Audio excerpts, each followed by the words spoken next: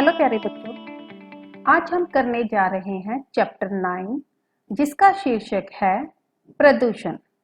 बच्चों, यह एक बहुत इंपॉर्टेंट चैप्टर है जिसके बारे में आपको ज्ञान होना बहुत जरूरी है। बच्चों, प्रदूषण क्या है ये आज हमारे लिए बहुत ही बड़ी और गंभीर समस्या बन चुका है। यह सिर्फ हमारे देश के लिए नहीं, हमारे राष्ट्र के लिए नहीं, बल्कि अंतरराष्ट्रीय स्तर पर यह एक बहुत बड़ी समस्या बन चुका है और इसके चपेट में हमारी धरती पर रहने वाले सभी जीव जंतु, मनुष्य और यहाँ तक कि इसका असर सबसे ज्यादा असर बच्चों पर भी पड़ रहा है। तो इसका दुष्प्रभाव हमें चारों ओर दिखाई दे रहा है। बच्चों, इस पाठ में हम यही पढ़ने जा रहे हैं कि प्रदूषण का अर्थ क्या है, इसके क्या क्या दुष्परिणाम हैं और इसको प्रदूषण से हम कैसे बच सकते हैं। और इस पाठ में हम यही पढ़ने वाले हैं प्रदूषण का अर्थ और इसका क्या क्या दुष्प्रभाव पड़ रहा है, प्रदूषण के मुख्य कारण क्या है और इसको कैसे रोका जा सकता है ताकि हम हमारे आने वाले भविष्य को प्रदूषित रहित रख सकें। तो चलिए ये सभी बातें हम इस पाठ को पढ़कर जानते हैं। मनुष्य शुरू से ही प्रकृति प्रेमी और प्रकृति पर निर्भर है। मनुष्य प्रकृति के आश्रय से कभी मुक्त नहीं हो सकता है। आज का युग विज्ञान का युग है। विज्ञान के यहाँ मनुष्य के लिए सुख सुविधाओं के साधन जुटाए और अनेक समस्याओं का समाधान किया। वही दूसरी ओर उसके आविष्कारों द्वारा ऐसी समस्याएं उत्पन्न हो गई कि उसके वही वरदान अभिशाप बन गए। तो बच्चों देखो, यहाँ पर हमने क्या पढ़ा कि मनुष्य है शुरू से ही प्रकृति प्रेमी और प्रकृति पर निर्भर रहा है। प्रकृति प्रेमी यानी कि मनुष्य शुरू से ही प्रकृति से प्रेम करता आया है। जैसे उसके फूलों की खुशबू उसे बहुत अच्छी लगती है, सुबह सुबह ठंडी हवा उसे बहुत पसंद है, पहाड़ों पर जाना बहुत पसंद है। इस तरह प्रेम वो शुरू से ही प्रकृति यानी कि कुदरत से प्यार करता है। और प्रकृति पर निर्भर का अर्थ है बच्चों कि हम शुरू से ही प्रकृति पर निर्भर रहे हैं हर चीज के लिए। जैसे कि खाने पीने की चीजें हमें पेड़ पौधों से मिलती हैं, धरती हमारे रहने का घर है, धरती को हम अपना घर कहते हैं ना, तो ये सारा कुछ हमें कुदरत से मिलता है। तो ऐसी बहुत सी बातें हैं जिसके कारण हम कुदरत पर निर्भर रहते हैं। वास्तव में अगर कहा जाए तो प्रकृति और मनुष्य के बीच बहुत गहरा संबंध है। दोनों एक दूसरे के पूरक हैं, एक दूसरे के बिना हमारा कोई वजूद नहीं है। मनुष्य प्रकृति के आश्रय से कभी मुक्त नहीं हो सकता। जैसे कि मैंने पहले आपको बताया ना, हम निर्भर हैं, तो हम आश्रय यानी कि सहारा, तो हम कुदरत के सहारे के से हम कभी भी आजाद नहीं हो सकते। हमें अपनी जरूरतों की पूर्ति के लिए, धरती पर जीवित रहने के लिए हमें कुदरत का सहारा लेना ही पड़ता है। बट आज का युग है जो विज्ञान का युग है। जो विज्ञान ने हमें अनेक सुख सुविधाओं के साधन दिए हैं, जैसे कि टेलीफोन, टेलीविजन, सिनेमा घर, वायुयान, टेलीप्रिंटर, ये सारी चीजें क्या है, हमारे विज्ञान ने ही हमें दिए हैं ना। अब जैसे गर्मियों के दिनों में अगर हमें गर्मी लगती है तो हम कूलर, एयर कंडीशन चला लेते हैं, और सर्दियों के दिनों में हीटर हमें विज्ञान ने दिए हैं। हीटर को चलाकर हम गर्मी का अनुभव महसूस करते हैं, है ना। तो इस तरह विज्ञान ने हमें बहुत सारे हमारी सुख सुविधाओं के साधन दिए हैं और हमारी बहुत सारी समस्याओं का समाधान यानी कि हल भी किया है। बट क्या है कि वही दूसरी ओर उसके आविष्कार द्वारा, अब विज्ञान ने अनेकों आविष्कार किए हैं, हमें सुख सुविधाएं दी हैं, बट इतने सारे आविष्कारों से अनेक समस्याएं भी उत्पन्न हो गई हैं। इसलिए हम कह सकते हैं कि यह विज्ञान है जहां एक तरफ हमारे लिए वरदान है, वही दूसरी तरफ आजकल हमारे लिए यह अभिशाप बनता जा रहा है। तो ये विज्ञान यानी कि साइंस हमारे लिए अभिशाप कैसे बन रहा है, ये हम आगे पढ़कर जानेंगे। आज प्रदूषण सबसे बड़ी समस्या है जो दिन प्रतिदिन भयंकर रूप धारण करती जा रही है।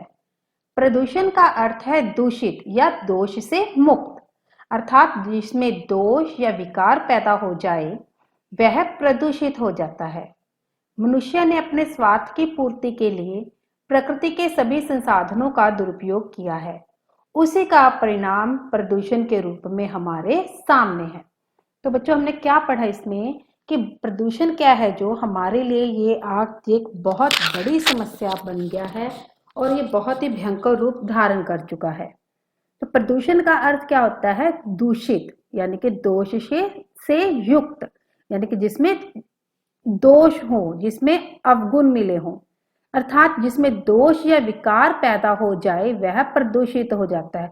अवगुण नहीं कह सकते हम, जैसे कि जिसमें कोई गंदगी मिक्स हो जाए, तो अर्थात जिसमें दोष या विकार पैदा हो जाए तो वह प्रदूषित हो जाता है। अब जैसे हमारा वायुमंडल है, शुद्ध साफ सुथरा वायुमंडल है, तो इसमें क्या है, बहुत सारे जहरीली गैसें मिक्स हो गई हैं। तो इस तरह हमारी जो हवा है वो क्या हो गई है? दूषित, यानी कि दोष से युक्त हो गई है, यानी कि वो प्रदूषित हो गई है। तो प्रदूषण का सही अर्थ क्या है कि जब हमारे वातावरण में कुछ ऐसी चीजें मिल जाती हैं जिससे कि हमारी हवा दूषित हो जाती है, उसको हम क्या कहते हैं? प्रदूषण। तो कहते हैं ये किस कारण होता है? प्रदूषण एक तरह के नहीं होते, कई तरह के होते हैं, ये हम आगे पढ़ेंगे। तो कहते हैं ये सबसे इसका मुख्य कारण क्या है प्रदूषण का? कहते हैं मनुष्य ने अपने स्वार्थ की पूर्ति के लिए, यानी कि अपने स्वार्थ को पूरा करने के लिए प्रकृति के सभी संसाधनों का दुरुपयोग किया है। इसका मतलब क्या है? प्रकृति के सभी संसाधनों का दुरुपयोग, यानी कि मनुष्य ने क्या किया है, अपने ही स्वार्थ के लिए जो कुदरत की चीजें हैं उनसे हमने छेड़खानी की है, उनका गलत प्रयोग किया है। जैसे कि कुदरती जंगल है, पेड़ पौधे हैं, इनको हमने क्या किया है? अपने स्वार्थ के लिए काट दिया है। जैसे जैसे जनसंख्या बढ़ रही है, हमने पेड़ों को काटकर अपने घर बना लिए हैं। तो इसका कारण क्या हुआ? वृक्षों को काटने से बाढ़ और सूखा जैसी समस्याएं पैदा हो गई हैं।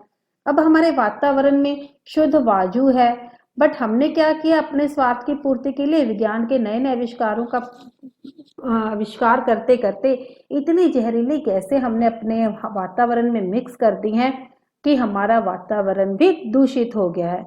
तो बच्चों, प्रदूषण का मुख्य कारण है हम इंसान ही हैं कि जिन्होंने अपने स्वार्थ की पूर्ति के लिए कुदरती साधनों का हमने दुरुपयोग किया है, और इसका परिणाम प्रदूषण के रूप में आज हमारे सामने है।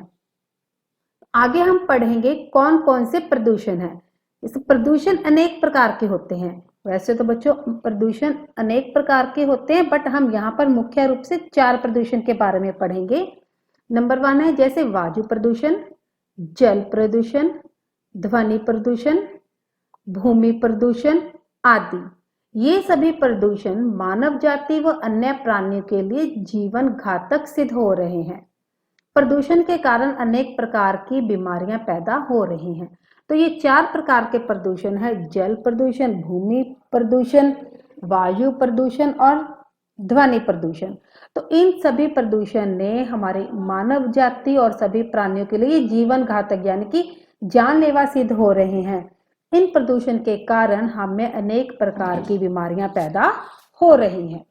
तो आगे देखते हैं इनका हम जल प्रदूषण, वायु प्रदूषण, भूमि प्रदूषण, इन सब के बारे में हम आगे डिटेल में पढ़ेंगे। वायु प्रदूषण अर्थात हवा का दूषित होना, यह मुख्यतः महानगरों में देखने को मिलता है। विभिन्न यातायात के साधनों से निकलता हुआ धुआं, उद्योगों की चिमनियों से निकलती गैस मुख्य रूप से हवा को प्रदूषित करते हैं। आज महानगरों के निवासी शुद्ध वायु को तरसते हैं। इसके कारण फेफड़े की बीमारियों की समस्या आम हो गई है। तो बच्चों, वायु प्रदूषण का अर्थ क्या है? हवा का दूषित होना, यानी कि हवा में ऐसे जहरीले पदार्थ मिक्स हो जाना, गैसें मिक्स हो जाना कि जिससे हवा क्या है, साफ नहीं रहती, वो दूषित हो जाती है, गंदी हो जाती है। और मुख्यतः यानी कि मेन रूप से ये समस्या कहाँ देखने को मिलती है? महानगरों में। महानगरों यानी कि बड़े शहरों में, मेट्रो सिटीज में ये समस्या हमें देखने को मिलती है। क्यों? क्योंकि यहाँ पर विभिन्न यातायात के साधनों से निकलने वाला धुआं है ना, इसका मतलब क्या है कि शहरों में व्हीकल्स की संख्या क्या है, बहुत ज्यादा बढ़ गई है। इस वजह से वहां पर यातायात के साधनों से बहुत सारा धुआं निकलता है। ज्यादातर बड़े बड़े ट्रकों से, मोटर बसों से, इनमें से इतना ज्यादा धुआं निकलता है कि ये हमारे हवा को गंदा कर देते हैं। और उद्योगों यानी कि कारखानों से, इंडस्ट्रीज से, कि चिमनियों से जो गैसें निकलती हैं वो भी क्या है, हमारी हवा में मिक्स हो जाती हैं। तो इस तरह यातायात के साधनों से निकलने वाला धुआं और उद्योगों की चिमनियों से निकलने वाली गैसें हमारी हवा को क्या कर देती हैं, प्रदूषित कर देती हैं। और बच्चों आज क्या है, महानगरों के निवासी यानी कि बड़े बड़े शहरों के लोग शुद्ध वायु को तरसते हैं। गांवों में ऐसी समस्या अभी देखने को नहीं मिलती क्योंकि वहां पर अभी भी लोग बैलगाड़ियां आदि यूज करते हैं। तो वहां पर पेट्रोल डीजल से चलने वाले साधनों को कम यूज किया जाता है। तो बड़े बड़े शहरों के लोग क्या है, गांवों जैसी शुद्ध वायु के लिए तरसते हैं कि उनको भी वो खुली हवा में सांस नहीं ले पा रहे हैं। और इसके कारण उनमें क्या हो रही है, फेफड़ों की बीमारियों की समस्या पैदा हो गई है। फेफड़ों की समस्या कैसे होगी, देखो जब हमें शुद्ध वायु सांस लेने को नहीं मिलेगी, जिसमें ऑक्सीजन की मात्रा कम हो जाती है, कार्बन डाइऑक्साइड की मात्रा बढ़ जाती है, तो हमें जब ऑक्सीजन नहीं मिलेगी तो हमारे फेफड़ों की बीमारियां हमें लग सकती हैं। इसलिए वायु प्रदूषण के कारण हमें फेफड़ों की बीमारियों जैसी समस्या ज्यादातर शहरों में काफी बढ़ गई है। अब आगे चलिए, आगे देखते हैं हम जल प्रदूषण। जनसंख्या बढ़ती जा रही है, इसी कारण उद्योग और कारखानों की संख्या भी बढ़ रही है। उद्योगों और कारखानों से दूषित जल, रसायन, जहरीले पदार्थ आदि नालों में व नदियों में बहा दिए जाते हैं। ये जल को प्रदूषित करते हैं। प्रदूषित जल विभिन्न बीमारियां उत्पन्न करता है। प्रदूषित जल का सेवन करने से प्राणी अनेक घातक रोगों से ग्रस्त हो जाता है। तो हमने क्या पढ़ा बच्चों, यहाँ हम पढ़ेंगे जल प्रदूषण के बारे में। जल प्रदूषण का कारण क्या है, कहते हैं जनसंख्या बढ़ रही है। अब जनसंख्या बढ़ेगी तो उसकी जरूरतें भी बढ़ेंगी ना। तो जरूरतों को पूरी करने के लिए नए नए उद्योग और कारखानों की संख्या भी बढ़ रही है। तो इस कारण जब उद्योग और कारखानों की संख्या बढ़ रही है तो उन उद्योगों और कारखानों से जो दूषित जल, रसायन और जहरीले पदार्थ आदि क्या है, नदी और नालियों में बहा दिए जाते हैं। देखो बच्चों, हमारे घरों में भी क्या है, जो जल आता है वो कहाँ से आता है, नदियों से आता है ना। तो नदियों का पानी ही हमारे नलों में आता है। लेकिन जब अब नदियों का पानी क्या है, इतना शुद्ध नहीं रहा जितना पहले हुआ करता था। नदियों में क्या है, कारखानों से निकलने वाले कचरे को बहा दिया जाता है।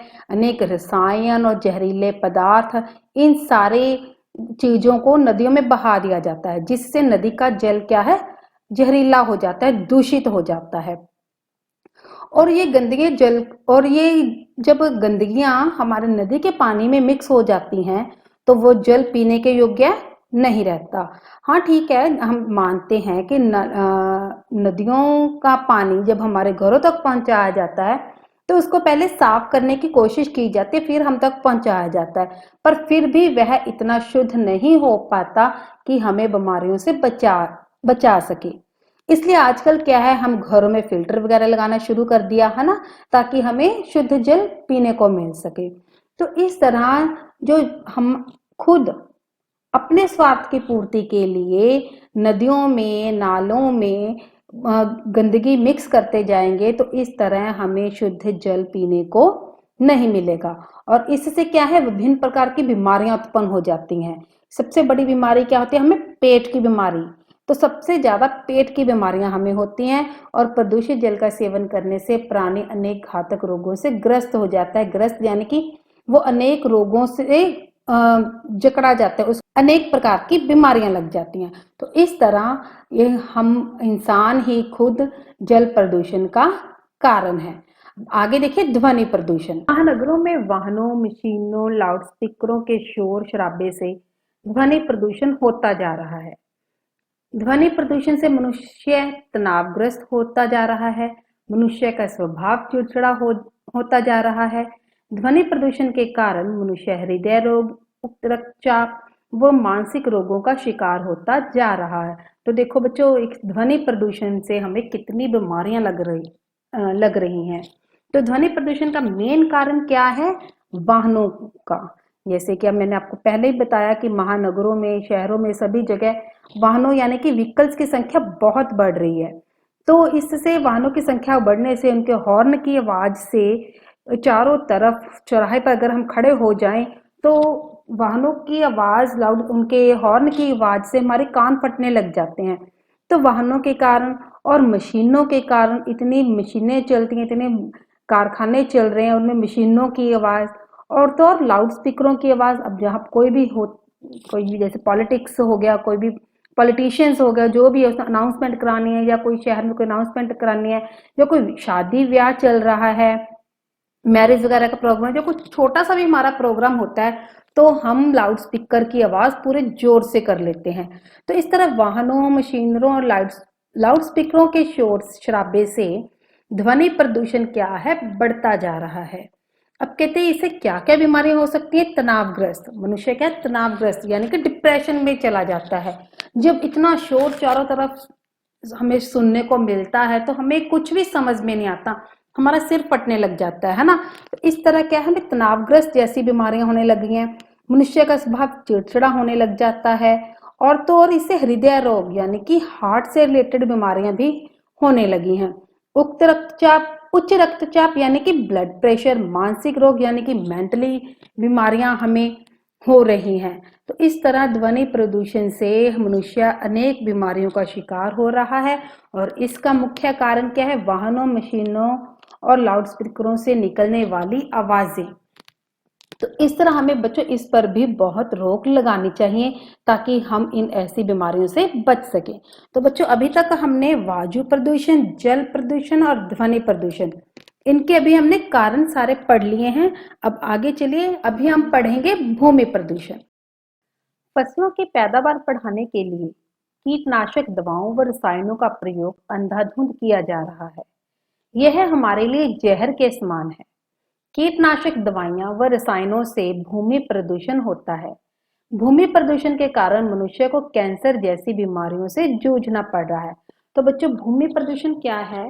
भूमि प्रदूषण जब उसमें धरती में, भूमि में, मिट्टी में कुछ ऐसे पदार्थ मिल जाते हैं कि वो धरती ना तो उपजाऊ रहती है, और अगर उनमें से कुछ उगने, जैसे हम कुछ फसलें वगैरह उगा लें, वो सब्जियां वगैरह उगा लें, तो वो हमारे लिए बहुत हानिकारक होती हैं।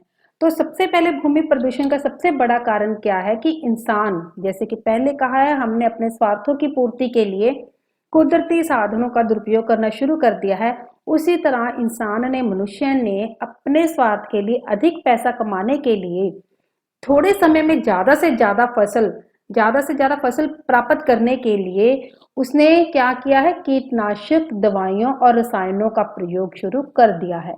तो वो अपने खेतों में, फसलों में, कनक की पैदावार, खाने पीने की चीजों की पैदावार को बढ़ाने के लिए, ताकि ज्यादा पैदावार करके वो ज्यादा कमाई कर सके, इसके लिए उसने कीटनाशक और बहुत सारे रसायन पदार्थों का प्रयोग करना शुरू कर दिया है, और ये सारे रसायन पदार्थ हमारे लिए जहर के समान है। अब ये सब्जियां वगैरह, ये फल वगैरह जो भी हमारे घरों में पहुंचते हैं, इन पर बहुत सारे कीटनाशक और रसायन पदार्थों का छिड़काव किया होता है, और अगर हम इनको बिना धोए हुए, बिना साफ किए खा लेंगे तो बच्चों ये हमारे लिए जहर के समान है, क्योंकि ये सारे रसायन पदार्थ क्या होते हैं, जहरीले होते हैं। अगर हम इनको ऐसे ही डायरेक्ट खा लेंगे तो इससे हमें अनेक बीमारियां हो सकती हैं। तो ये कीटनाशक दवाइयां और रसायन क्या है, भूमि प्रदूषण के मुख्य कारण है। सिर्फ अगर हम कहें कीटनाशक और रासायनिक पदार्थ यही भूमि प्रदूषण के कारण नहीं है, और भी कई कारण हैं। जैसे कि हम क्या करते हैं, कूड़ा कचरा गलियों में ऐसे ही फेंक देते हैं। अब जैसे कुछ पदार्थ है, जैसे प्लास्टिक है, कपड़े है, लकड़ी है, धातु, कुछ ऐसे सामान है जिनको हम ऐसे ही फेंक देते हैं खेतों में, गलियों में, और ये हवा के द्वारा उड़कर खेतों में चले जाते हैं, और वहां पर जाकर ये मिट्टी में मिक्स हो जाते हैं। और ये ऐसी चीजें हैं जो कि मिट्टी में गलती नहीं है, तो वहीं पड़ी रहती है। जिस तरह से ये क्या है, हमारी भूमि को दूषित करते हैं। इन सबके कारण भी भूमि प्रदूषण होता है, और इन सबके कारण हमें सबसे बड़ा नुकसान क्या होता है कि मनुष्य को कैंसर जैसी ऐसी बीमारियां हो रही हैं जिनका इलाज भी बहुत मुश्किल है। तो इसलिए हमें ऐसे काम करने चाहिए जिससे भूमि प्रदूषण ना बढ़े। कहते आज धरती का संपूर्ण वातावरण प्रदूषित हो चुका है। अब संपूर्ण वातावरण में तो सब कुछ ही आ गया ना, हमारे वायु भी प्रदूषित हो चुकी है, हमारी भूमि, हमारी धरती भी प्रदूषित हो चुकी है, पानी जो हम पीते हैं वो भी प्रदूषित हो चुका है, और ध्वनि प्रदूषण, ये सारी चीजें यानी कि संपूर्ण वातावरण हमारा प्रदूषित हो चुका है। और इसका मुख्य कारण कौन है? हम इंसान ही हैं। कहते विज्ञान द्वारा दिए गए वरदानों का यही सोच समझकर उपयोग किया जाए तो इन समस्याओं का समाधान हो सकता है। कहते विज्ञान ने तो अपना काम कर दिया, उन्होंने तो हमें बहुत सारे सुख सुविधाओं के साधन हमें दे दिए हैं, लेकिन अब हम विज्ञान के इन वरदानों का, जो विज्ञान ने इसी सुख सुविधाओं की चीजें हमें दी हैं, अगर हम इनका सोच समझकर उपयोग करेंगे तो बच्चों हम ऐसे प्रदूषण से छुटकारा पा सकते हैं, हमारे अनेक समस्याओं का समाधान हो सकता है। तो इस सारे प्रदूषण से हम छुटकारा कैसे पा सकते हैं, ये हम आगे पढ़कर जानते हैं। इस समस्या के समाधान के लिए हम सभी को एकजुट होकर कदम बढ़ाने होंगे। अधिक से अधिक वृक्ष लगाने होंगे जो कि वायुमंडल से कार्बन डाइऑक्साइड लेकर ऑक्सीजन की मात्रा बढ़ा सके। धुआं निकलने वाली मशीनों का प्रयोग बंद करके प्राकृतिक गैसों जैसे सीएनजी और ऊर्जा आदि से चलने वाले उपकरणों का प्रयोग अधिक से अधिक करना होगा। यदि प्रत्येक मनुष्य इस दिशा में एक एक कदम बढ़ाए तो इस खतरे को खत्म किया जा सकता है। हम सभी को जागरूक और सचेत होना होगा कि प्रदूषण से बचने के लिए प्राकृतिक संसाधनों और वैज्ञानिक आविष्कारों का दुरुपयोग पर रोक लगानी होगी। तो बच्चों देखो, सबसे पहले क्या है, इस समस्या यानी कि प्रदूषण जैसी समस्या का समाधान पाने के लिए हम सबको एकजुट होकर कदम उठाने होंगे, यानी कि हम सबको मिलकर काम करना होगा। और सबसे पहले मैं तो यही कहूँगी, सबसे पहला काम हमारा यही होना चाहिए कि हम ना ही गंदगी फैलाएं और ना ही दूसरों को गंदगी फैलाने दें। तो इसलिए हमें मिलकर एक दूसरे को एनकरेज, उत्साहित करना होगा कि हम गंदगी ना फैलाएं। अधिक से अधिक वृक्ष लगाने होंगे। अब हमें प्रण करना होगा कि हमें अधिक से अधिक वृक्ष लगाएं हम। देखो, वृक्ष लगाने के लिए हम कोई भी मौका ढूंढ सकते हैं। कोई भी हमारा शुभ अवसर आता है, जैसे किसी आपका जन्मदिन आता है या किसी की शादी की सालगिरह आती है या कोई मैरिज होती है, आपकी लाइफ में बहुत सारे शुभ अवसर होते हैं। अगर आप प्रण कर लें कि आपके हर शुभ अवसर पर आप एक पेड़ लगाएंगे तो इससे भी हमें बहुत फायदा हो सकता है। तो बच्चों, मैं चाहती हूँ कि आप कुछ और करो चाहे ना करो, अपने हर जन्मदिन पर एक पेड़ लगाने का तो आप प्रण कर ही लो आज, ठीक है ना। तो हमें अधिक से अधिक वृक्ष लगाने चाहिए। अब इससे वायु प्रदूषण कैसे रुकेगा? देखो, आपको पता ही है ना कि पेड़ क्या है, हमें ऑक्सीजन देते हैं और कार्बन डाइऑक्साइड लेते हैं। और वायु प्रदूषण कब होता है? जब हमारे वायुमंडल में कार्बन डाइऑक्साइड की मात्रा बढ़ जाती है। जब हम पेड़ लगाएंगे तो वो कार्बन डाइऑक्साइड क्या है, पेड़ खुद ग्रहण कर लेंगे, तो हमारे वायुमंडल में कार्बन डाइऑक्साइड की मात्रा कम हो जाएगी और ऑक्सीजन की मात्रा बढ़ जाएगी। तो इस तरह हम पेड़ लगाकर हमारे वातावरण को दूषित होने से बचा सकते हैं।